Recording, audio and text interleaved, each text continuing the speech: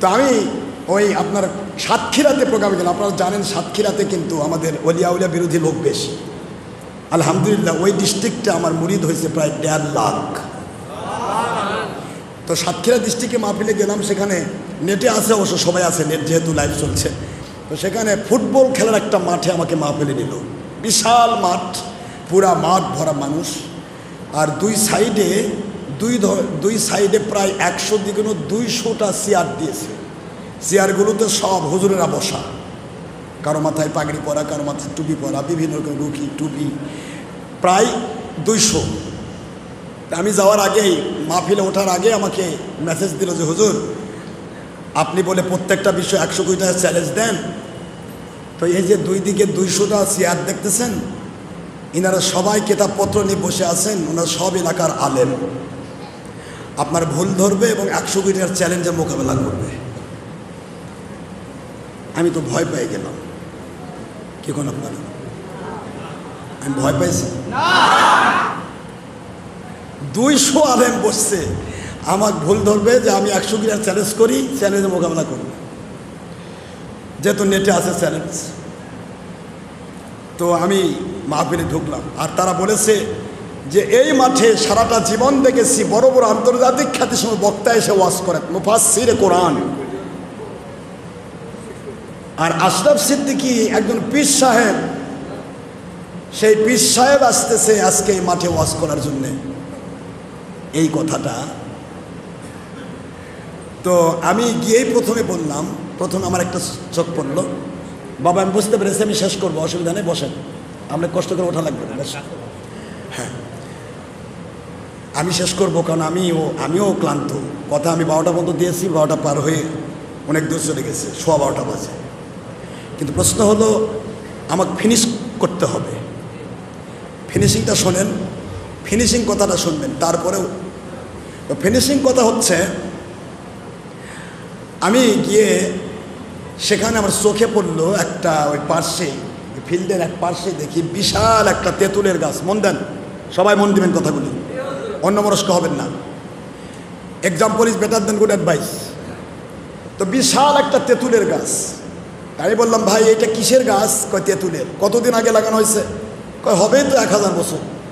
কারণ আমার বাপ দাদাও বলতে পারে না কতদিন আগেকার গাছ। তেঁতুলের গাছ বিশাল, কাটে না কেউ। ওই ভুটটুত আছে নাকি কি বলে আছে, জিন আছে কিংবা হয়, কাটলে বলে ঠ্যাং ভাঙিয়ে দেয়। যাই হোক, তো তেঁতুলের গাছ দেখে আমি বললাম তো ভালোই, তো একটা দৃষ্টান্ত আমার কাছে আসলো। আচ্ছা আপনারা বলেন তো, এই তেঁতুল গাছ 1000 বছর আগে কেমন? হ্যাঁ আচ্ছা, 1000 বছর আগে তেঁতুল গাছে কি ফল ধরতো? তো ওনারাই বললো তেঁতুল। সমস্ত আলেমদেরকে আমি বলতেছি যে বলেন এই তেঁতুল গাছে কি ধরতো? কয় তেঁতুল। আচ্ছা এখন 1000 বছর বয়স হয়ে গেছে তো? বলে হ্যাঁ। আচ্ছা এখন কি এই বয়স বেশি হওয়ার কারণে এ গাছে কি জলপাই বা আমটাম ধরে? তো বলছি এটা কথা হলো, তেঁতুলের গাছে কোন আম ধরে? তেঁতুলের গাছে তেঁতুলই ধরবে, আম ধরবে কেন? তাই আমি বললাম যে 1000 বছর আগেকার একটা তেঁতুলের গাছ 1000 বছর আগে তেঁতুল দিল, 1000 বছর পরে এসেও তেঁতুলই দিচ্ছে। আর আপনারা মাত্র 30-40 বছর আগে পীর মুরিদি ছাড়া কিছুই বোঝেননি, 30-40 বছর পর এসে পীর মুরিদি আপনাদের মাথা খারাপ করে দিচ্ছে। তাহলে তেঁতুলের গাছের সাথেও তো তুলনা দেওয়া বিপদ। মাত্র 30-40 বছর আগে আপনারা মিলাদ করেছেন, কিয়াম করেছেন, হাত্তুর মায়াত করেছেন, শবে বরাত পালন করেছেন। এই বাংলার জমিনে একটা আলেম আপনি বের করতে পারবেন না আজকে 40-50 বছর আগে সে মিলাদ পড়েনি, মিলাদের প্যাকেট খেয়ে বড় হয়েছে।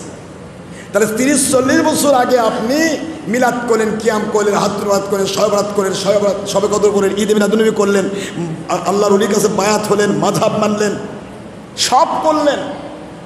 আর 30-40 বছরের পরে এসে আপনারা সব উঠে গেল বেদাত, নতুন নতুন ইসলাম চালু করলেন। তাহলে আপনাদের সাথে তো তেঁতুলের গাছেরই স্বভাব ভালো আছে, এর ধর্মটাই তো ভালো।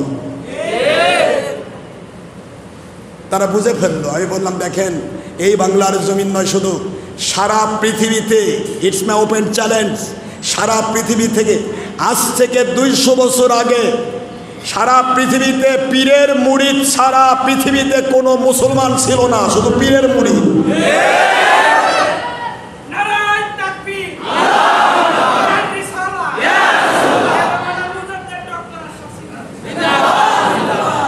শুধু পীরের মুরিদ ছিল মুসলমান 200 বছর আগে, কোনো দল ছিল না, কোনো দল নেই। 200 বছর আগে তৈরি হলো অ্যাট ফার্স্ট মোহাম্মদ বিন আব্দুল ওয়াহাব নজদি, সে প্রথম ফিতনা শুরু করলো, ভাগ সৃষ্টি হয়ে গেল। 200 বছর পরে, আজ থেকে 150 বছর আগে আরেক কোম্পানি তৈরি হলো, আজ থেকে 100 বছর আগে আরেক কোম্পানি তৈরি হলো, আজ থেকে 50 বছর আগে আরেক কোম্পানি তৈরি হলো। আপনারা খেয়াল করেন, আহলে সুন্নাত ওয়াল জামাত সেই নবীর সাহাবী থেকে শুরু করেছে, আজ অবধি আহলে সুন্নাত ওয়াল জামাতই আছে, কোনো পরিবর্তন হয়নি। এটা মনে রাখবেন। আমি হাদিসটা শেষ করে দিচ্ছি। তিরমিজি শরীফের 2641 নম্বর হাদিস, আবু দাউদ শরীফ 4597 নম্বর হাদিস, মিশকাত শরীফ 30 পৃষ্ঠা 171 নম্বর হাদিস, এখনই সার্চ দিলে পেয়ে যাবেন। عن عبد الله بن عمرو رضي الله تعالى عنه قال قال رسول الله صلى الله عليه وسلم ستفترق أمتي على 73 فرقة وفي رواية أخرى أعوذ بالله كلهم في النار إلا ملة واحدة قالوا ومن هي يا رسول الله صلى الله عليه وسلم قال ما أنا عليه وأصحابي।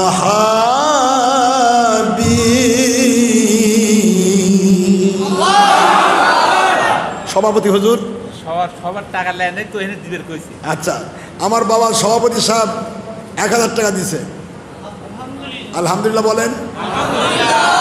আপনারা কে কে দিবেন? দিবেন না? আপনারা দিবেন। এর মধ্যে কে কে দিবেন আসবেন, আমি শেষ করে দিচ্ছি, কথাটা শেষ করে অর্থটা করে দিই। হুজুর সাল্লাল্লাহু আলাইহি ওয়াসাল্লাম বলেছেন, অচিরে আমার উম্মতেরা আমার ইসলাম একটা। কয়টা?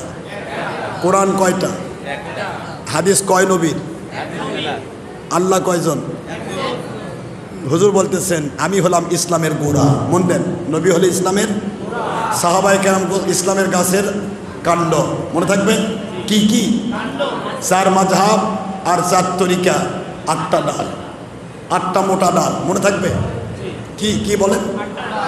8টা শাখা। এই 8টি শাখাকে হুজুর সাল্লাল্লাহু আলাইহি ওয়াসাল্লাম স্বীকৃতি দিয়েছেন সেই সময়, অ্যাডভান্স।